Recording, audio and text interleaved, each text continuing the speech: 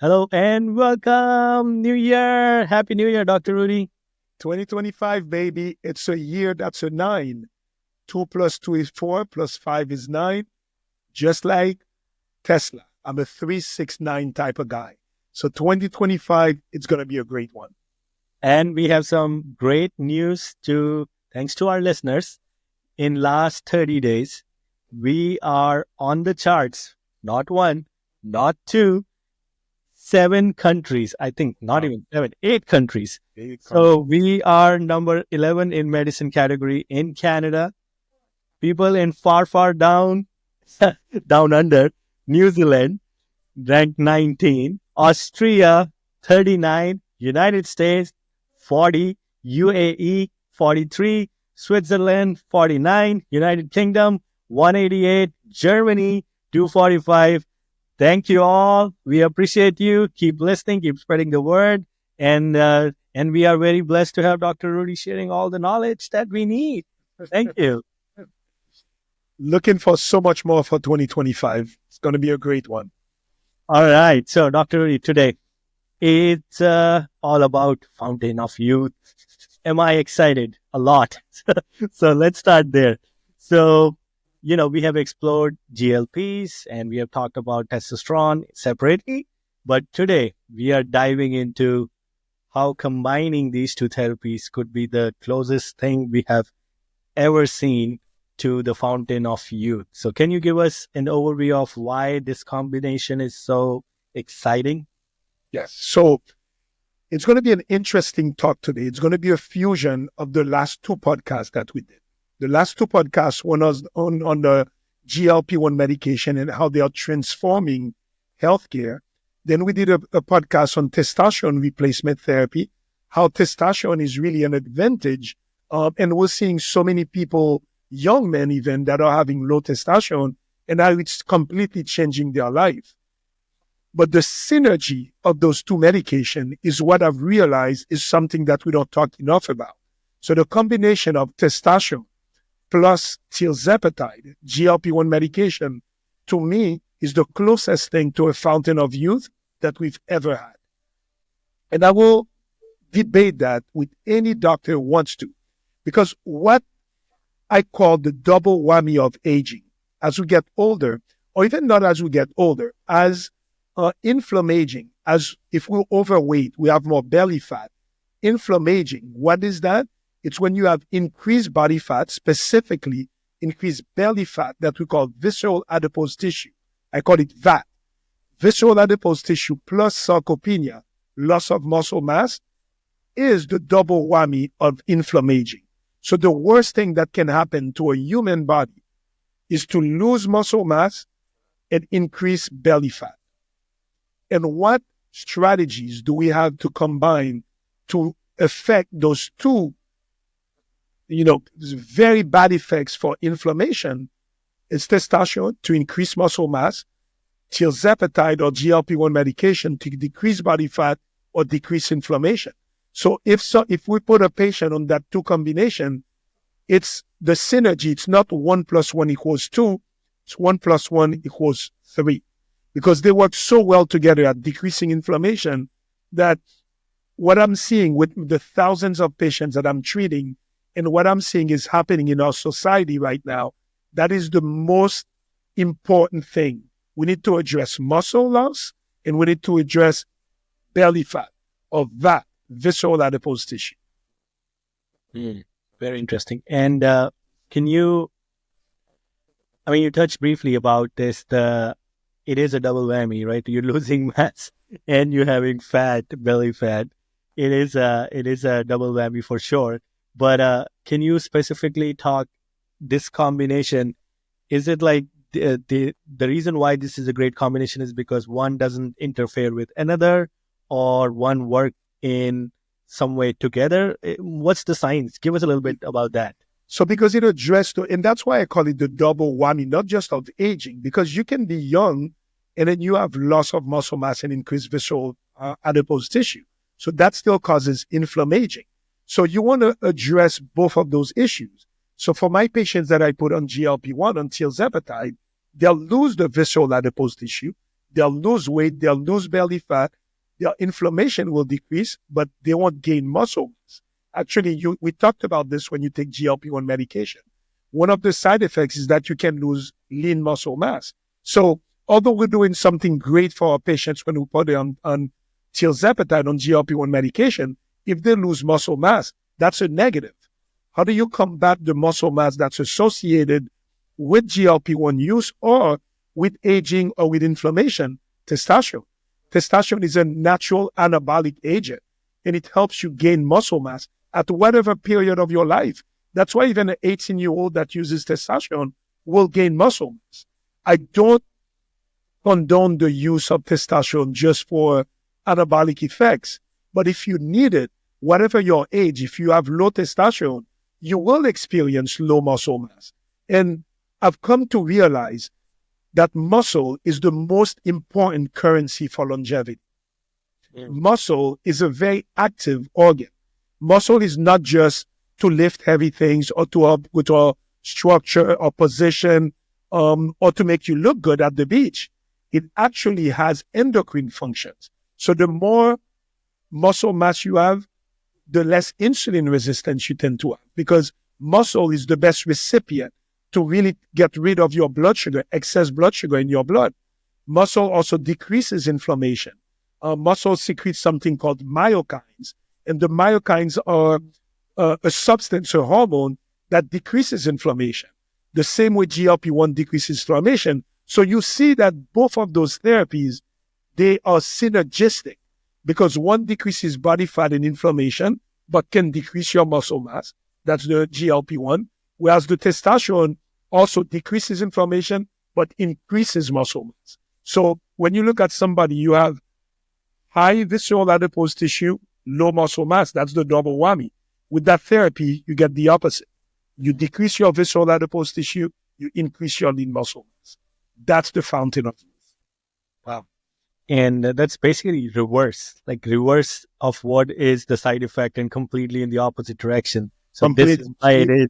Flip that. Yeah. Wow. That is. And so, for example, testosterone and tirzepatide, I call it the T-square combo. T-square combo. Testosterone and or I call it T-glip. Testosterone and GLP-1. I love little Dr. Rudy-isms like this, right? So I like T-glip. So that's the T-glip combination. And that T-glip combination, we always talk about metabolic health, metabolic disease. And about 90% of Americans suffer from metabolic disease. Metabolic disease just means that you either are overweight, you have increased body fat, you have elevated blood pressure, abnormal blood sugar, abnormal cholesterol, any of those things, fatty liver, any of those things qualify for metabolic health. And about 90%, it's always up to 93%. So 9 of 10 Americans suffer from some kind of metabolic dysfunction.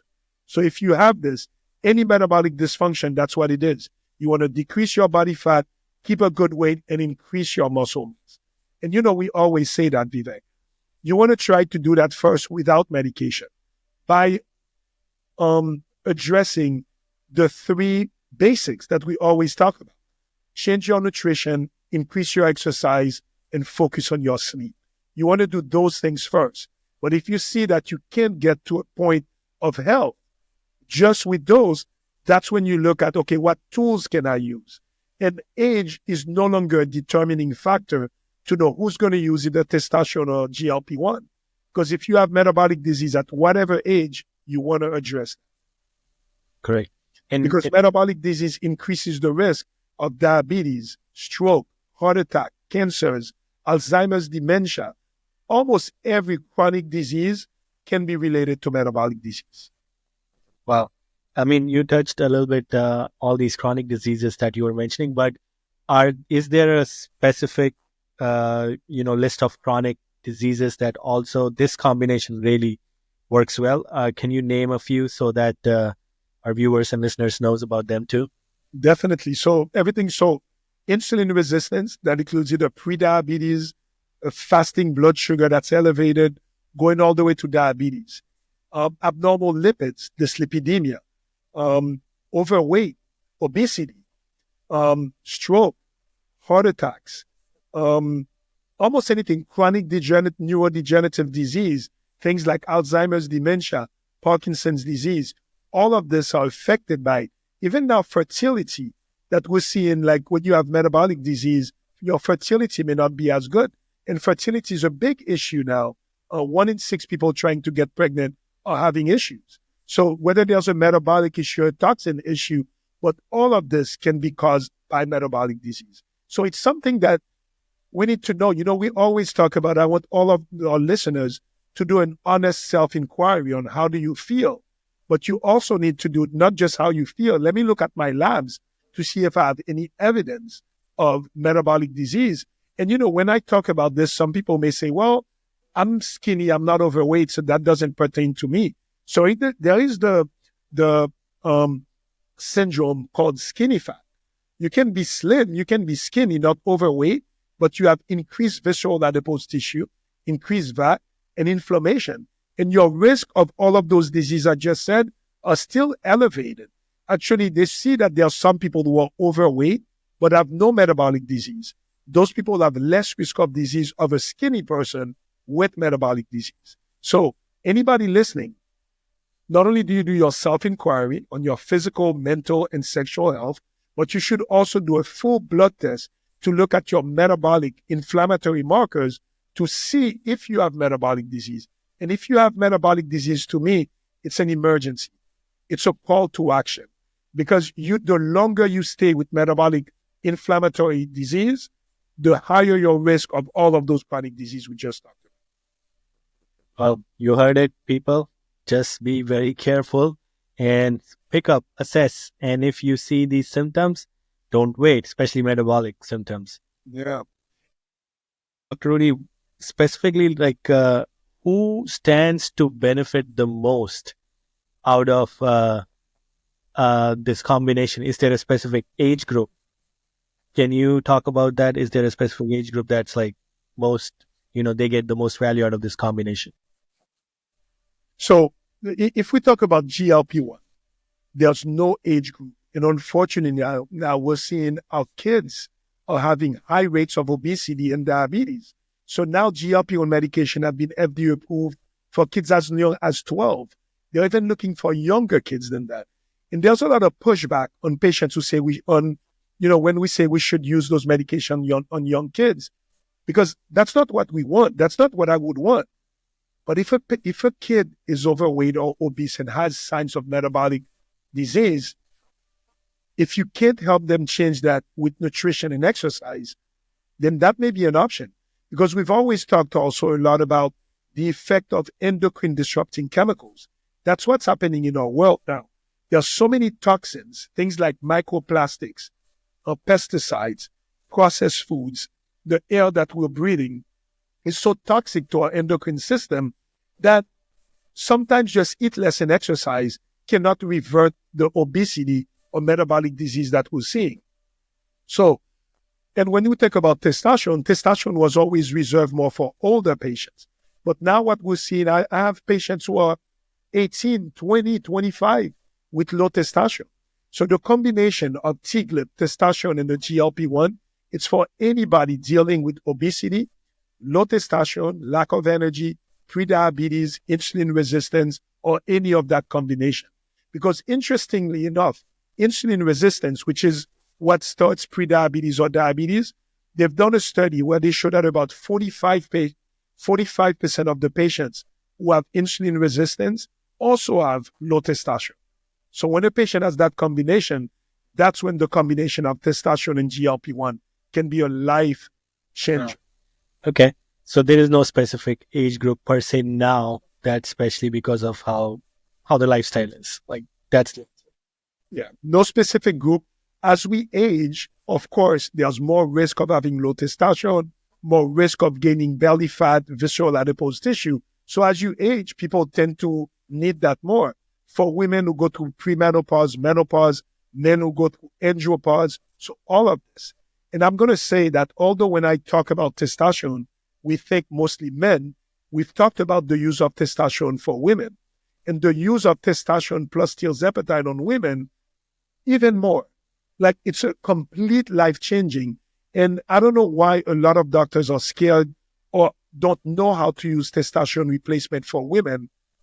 It is really such an important hormone for women because, again, when women go through menopause, not only do they gain fat, they gain visceral adipose tissue, but they lose muscle mass. And like I said before, muscle is the most important currency for longevity. Actually, they've done studies, and the marker that has the most correlation with longevity is muscle mass and muscle strength. So they measured grip strength, and it has a direct correlation with how long you're going to live. They've measured hamstring strength, so how much squats and weight you can use with your hamstring, direct correlation with longevity. So as we age or as we have more inflammation, we lose our muscle. If we have that grip strength or muscle strength, muscle mass has a direct correlation with longevity. It makes sense then that testosterone is needed for those patients who are losing strength or losing their muscle mass. So I've become a very muscle-centric physician and a fat-phobic physician. Fat-phobic not because of the looks, but because of the inflammation that it carries. Yes, sir. So really, we want to see this is where the BMI will start going down, right? So, and that's what we want to see on the readings once this is happening. So let's talk about the...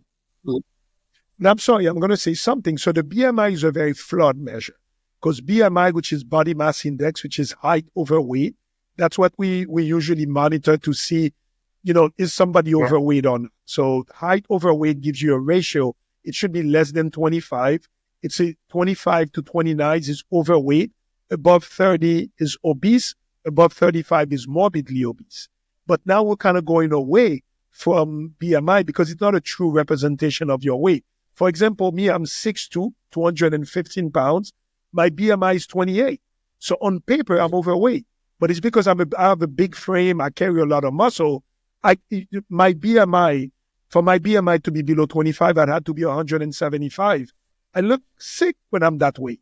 So my BMI remains well, but my body fat percentage is 15% or less. So for example, in the UK, they don't use BMI anymore. They use either body fat or they use measurements of waist circumference. Again, belly fat. The more belly fat, the higher your risk. So to go again with the skinny fat syndrome, I had a patient today. Patient was slim, skinny, you would say, weighed 128 pounds. But the belly fat and their inflammatory markers were really high. That patient is more at risk of a patient who's overweight or obese who doesn't have metabolic syndrome. So don't let the BMI or your weight or your stature determine if you need to lose weight or if you need to gain muscle mass. You want to look at your belly fat, your waist circumference, and your inflammatory biomarkers. Got it. It's almost like, I don't know, in our health system, even insurance companies, they still ask for your BMI, and based on that, your premiums are allotted. So flawed. But life insurance, that's what they use still, unfortunately. So it is a good way to try to see who's overweight. But when I applied for my life insurance, they told me that your BMI is over 25, so we don't get. I had to send my body fat percentage. I had to send all this to see my blood test that I don't have inflammation or metabolic syndrome. So your weight can be tricky, or you can have the opposite. Somebody with a complete normal BMI, and you're like, oh, this person is healthy, and you look at their biomarkers or their visceral adipose tissue, and it's high. This person is at more risk than somebody who doesn't have those high markers. Yeah. I remember I was arguing with them because for one point they were like, no, this will be this price. I was like, really? For this thing? What point? Like, really?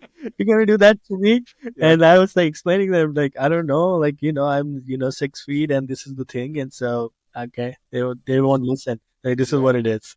All right. So interesting, right? So, I've realized the importance of muscle. They didn't teach us that in medical school. They never talked about muscle because muscle, you think people who work out or people who have big muscle, those are gym bros. Those are like, whatever, buff heads. whatever terms you want to call them. And I realized with studies that, again, muscle has the most direct correlation with longevity. So my MD now doesn't stand for medical doctor anymore. It stands for muscle doctor. I'm the muscle doctor, because the more muscle you have, the less inflammation you have. The more muscle you have, the better you will age. So I'm 55 now, and my goal in life is to keep building muscle, prevent the sarcopenia that's happening with age, and stay active, functional, and as healthy as I can. And my mission is to wake everybody up to the necessity of keeping your muscle mass. And you know what? If we put more emphasis on keeping our muscle, we would have a different society. That's why when I counsel my patients, they tell me, what kind of exercise should I do? I said, prioritize resistance training. And you can do cardio, especially zone 2 cardio, which is more walking. You don't need to do the high intensity, but muscle building, resistance training with the right amount of protein intake. It is the most important longevity hack that we can tell anybody. I'm taking notes for this one. Yes. And you know, sometimes some people are afraid, and that happens with women a lot. They'll tell you, I don't want to lift weights because I'm going to look too big. I'm going to gain muscle. I'm like, it's not going to happen. For you to get a lot of muscle, you have to spend a lot of hours at the gym. But build muscle, because this is the most important thing you can do for your health. So a lot of times now, I put pictures of myself on social media and I show off my muscle, because I'm like, I'm not just showing off. I'm showing you a way to have lower risk of diabetes, heart attack, stroke, or dementia. So if you have muscle, flaunt it, show it, because this is health. You heard it. And if you want to see Dr. Rudy's muscles, go to his social media now. As my wife is like, put a shirt on, enough. Like, if you show them muscles. Yeah. Let's talk about the lifestyle changes, and I think maybe even diet and habits. What maximizes the benefits of this combination of therapy? And are there any common mistakes that to avoid so that we don't fall into some, wrongdoing? Please suggest. Number one, again, going back to the basics, nutrition, making sure you get enough protein. So you want to eat about 1 to 1.5 grams of protein per kilogram of body weight. Just to give an example, if somebody weighs 70 kilos, you want to eat, let's say, 1.5 grams of protein. That's 100 grams of protein in a day. So you can do that calculation and make sure that you get enough protein. Whether you take protein through animal protein, whether you take vegetarian protein, lentils, beans, all of those things, or you take amino acid supplements, protein shakes, by whatever means, get to your protein requirement. Exercise, resistance training, and sleep, because it's during sleep that our body resets and get the anabolic development that we need. So we always go back to those basics, but keeping our protein requirement, meeting our protein requirement, very, very important. And what happens to a lot of patients who take GLP-1 medication, they're not hungry. So they cut down what they eat, so they also cut down their protein intake. So I say, yes, we need to cut down your calories, but you still need to meet your protein requirements for you to be able to build muscle. What do you tell them? Like, how do they, if they're not hungry, do they have to do more? You suggest them to do more activity, physical activity, and then? No, so if they're not hungry, protein shakes or protein powder. For example, I really like a product that has essential amino acids. And essential amino acids, either you put in a powder or tablet. If you take enough essential amino acids, your body will make more protein. So sometimes if you're not hungry, you have a protein shake or some amino acids. And so you eat some protein and then you take some supplements of protein. So that's the protein. You need to meet your protein. Protein are the building blocks of muscle. So testosterone is what I like to say is what helps put it together and build it, but you need the building blocks. So if you take enough testosterone, but you don't take enough protein, you won't build the muscle that you need. Got it. And I'm going to caution all this always, because every time I go on social media, especially on TikTok, there's a trend of young men, even young women, but mostly young men, using anabolic steroids to gain muscle mass, or even testosterone. at 18 if they don't need it. That's not my goal. That's not what I'm preaching. So for my younger patients, you try to do it more with natural ways, unless you have a testosterone deficiency, which can happen at any age. But I don't condone the use of anabolic steroids or testosterone therapy just for the building of muscle. Because you can do it if you're young. If you have good endogenous testosterone production, you don't need it. But if you're getting older or you have a testosterone deficiency issue, yes, you need that. But I'm definitely not condoning the use of anabolic steroids because there's a lot of side effects that can happen long term. So just on this point, if there is a younger person in their early 20s and for some reason, I'm just taking example from my life when I was younger. So I'm trying to gain weight and muscle. I'm going to gym. I'm trying to gain more mass. If I'm not gaining mass, you are saying not to fall back on these therapies until there is deficiency. Or Yes. And for example, somebody, let's say, so you need to, I recommend everybody who's doing this, you should get a testosterone baseline to see where your testosterone is at, just to know. But if you don't need testosterone, it's not worth going on it if you don't have the symptoms of low testosterone. But that's when you will take enough protein, lift heavy weight, creatine. Creatine is having a comeback now. So creatine monohydrate used to be something that every bodybuilder, every guy at the gym used to use. It went through a period where they thought that it caused kidney disease and people were scared of it. Right now, there's a lot of studies showing that it's really good for muscle, even for brain cognition. So creatine up to 5 grams a day, really important. So somebody like you, Vivek, what I would recommend for you, take creatine, take amino acids, meet your requirement of protein, lift heavy weights, of course, the right way, don't get hurt, push your muscle, take the right supplements. Nitric oxide, really good for muscle development. There are so many supplements you can take. And if a man feels like their testosterone level is maybe not where they want to, but they don't qualify for testosterone replacement yet, there are some supplements who have some modest efficacy for testosterone. Things like Tongkat Ali. Tongkat Ali is one of the better ones that tends to help increase testosterone marginally. So a lot of patients I see, once they feel things like Tongkat Ali, then they may need testosterone replacement. But you want to go more first with the natural replacement first. There's a bunch of supplements. Horny goat weed. What a name for a supplement, right? Horny goat weed, but tends to increase testosterone. So there's a lot of testosterone boosters out there that are so-so, right? I don't put my name behind any of them because none of them are great. But if it can give you even a 5 or 10% while you're doing all these other things, it's worth it. Creatine is certainly making a comeback because I also saw a woman saying that she gave it to her older parents and that helped in their dementia. I was like, wow, okay. Completely. Yeah, so it works for brain health also. So good question, because we talked about how young can they be for that therapy. But I'm going to tell you that Tiglet, testosterone GLP1 combination, for my older patients, that is the fountain of youth. My oldest patient on that combination is 88. Combination of testosterone and GLP1. And now, very interesting, we have a testosterone that's oral, a tablet form of testosterone. So much easier, no injection, none of the side effects that a lot of the injectable testosterone has. So I've been using that a lot, oral testosterone. My older patients, it's a life-changing combination because, again, they're losing weight. Testosterone helps them gain muscle mass. It even helps with bone density.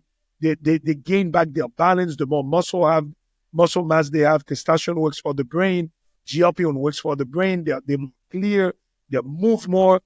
I love to see my older patients on this. And it should be that this becomes an anti-aging combination that everybody after the age of 60 should be evaluated to take that. My patients before 60, they're on. But everybody, as they get older, that should be part of the evaluation because that's how we could combat that double whammy of aging, increased body fat and loss of muscle. And is this very recent, the dosage that you don't need to do the injections, but you can swallow? Is that like a... The tablet is very recent. It's a company that came up with it because Oral testosterone was always difficult to make because when it goes to the liver, there was some liver toxicity that would happen with oral testosterone. So that company came up with an amazing product called Kyzatrex. And it's an oral testosterone undercanoate. That's the name of it. And it's absorbed through your lymphatics. So it doesn't go through your liver. And for you, my young patients, also it doesn't cause the decrease in sperm function and sperm count, the decrease in fertility. It doesn't cause thickening of the blood like the testosterone injections. So I'm using that oral testosterone a lot more.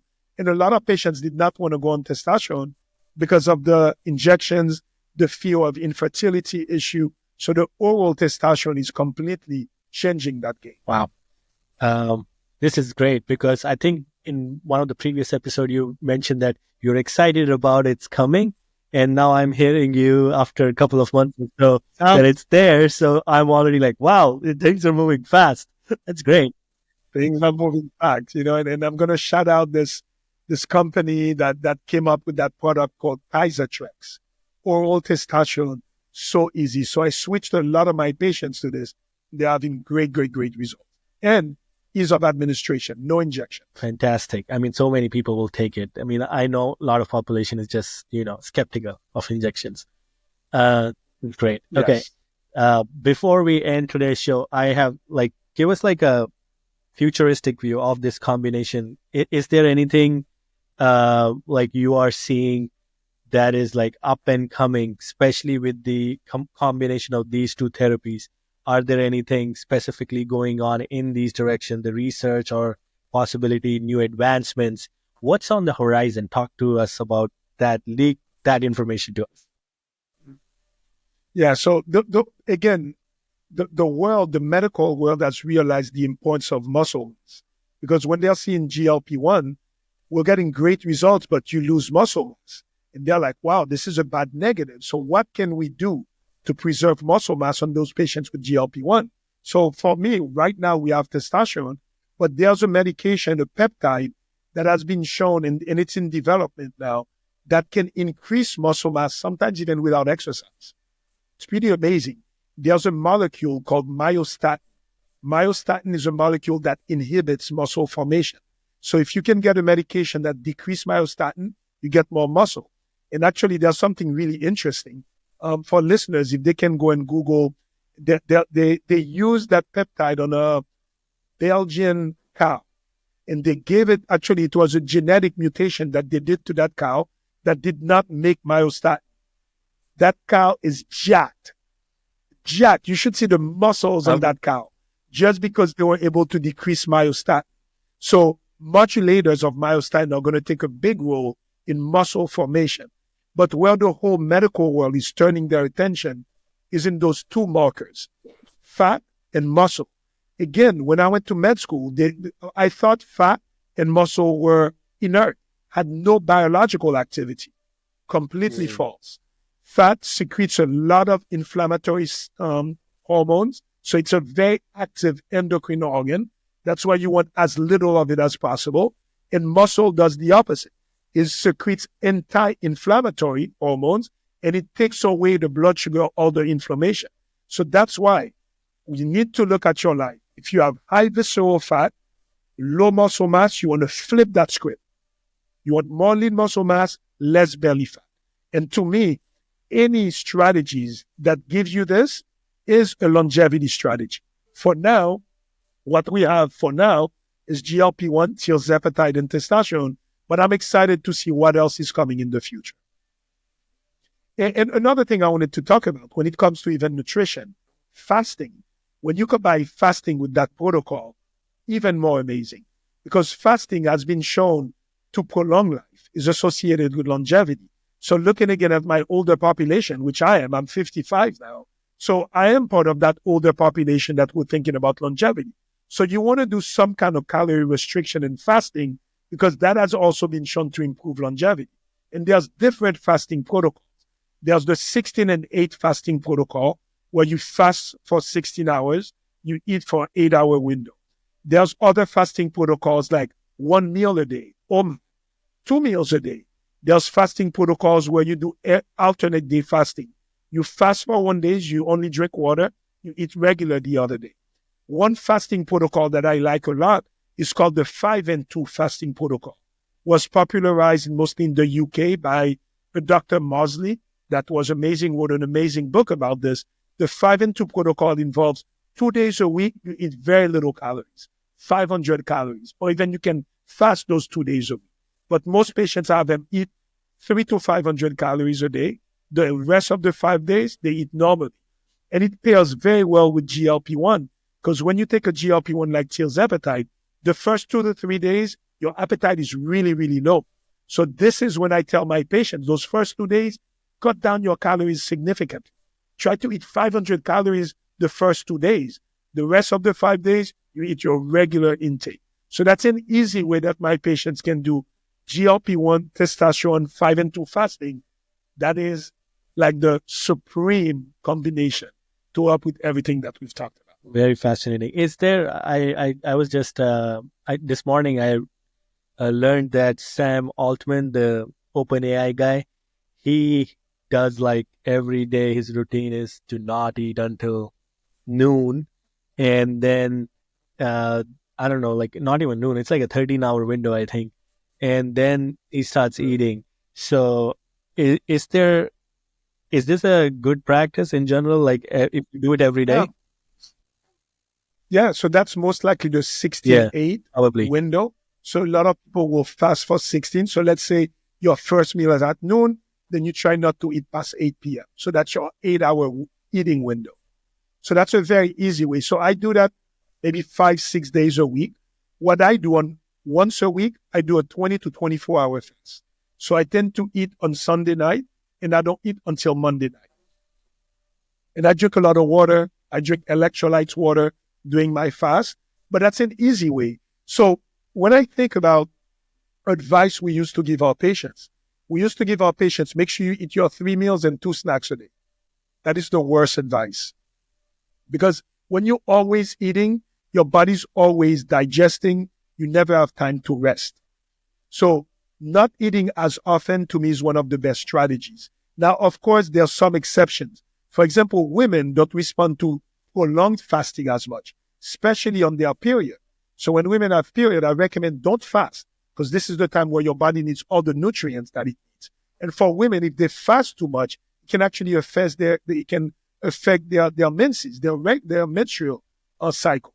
So women have to be a little more careful, do some fasting, but make sure that they don't do too much. They eat enough of the nutrients that they need. And if they have their menstrual cycle, to not fast during those days. But interesting enough, a lot of the tech guys are talking about fasting now, because when you fast, you're so much clearer. I love fasting when I'm working. I'm so sharp. And then I eat, and then I'm like, I need a nap. Yeah. Right? When I don't eat, I'm sharp. So usually when I work, I don't eat until maybe 1 or 2 p.m. And usually I break my fast with protein or salad and protein. I don't eat a lot of carbs, because carbs kind of make me tired. Most people, when you get carb, you get the sleeping effect after that. And then I eat my bigger meal maybe later in the day. Best way of fasting is to have a bigger early meal and to not have a heavy meal in the evenings. However, most people, when I get together with my family, it's for dinner time. So my bigger meal tends to be at dinner. But I stop eating at 8 p.m. usually. So my eating window is anywhere from 12 to 2 until 8 p.m. On weekends, if I go out, I don't do it. But I try to do 3 to 5 days like this.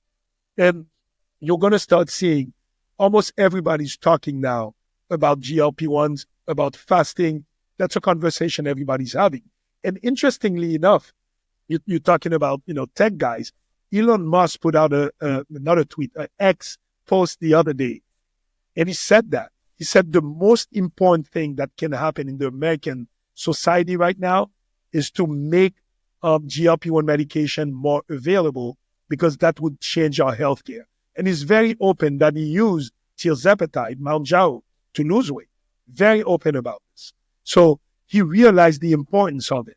And people, the RFK Jr., him and him, they don't see the same when it comes to GLP-1, because RFK Jr., what he wants to do is change the food system. And I agree 100% with this, is that we need to change how toxic our foods are. But that's going to take a long time.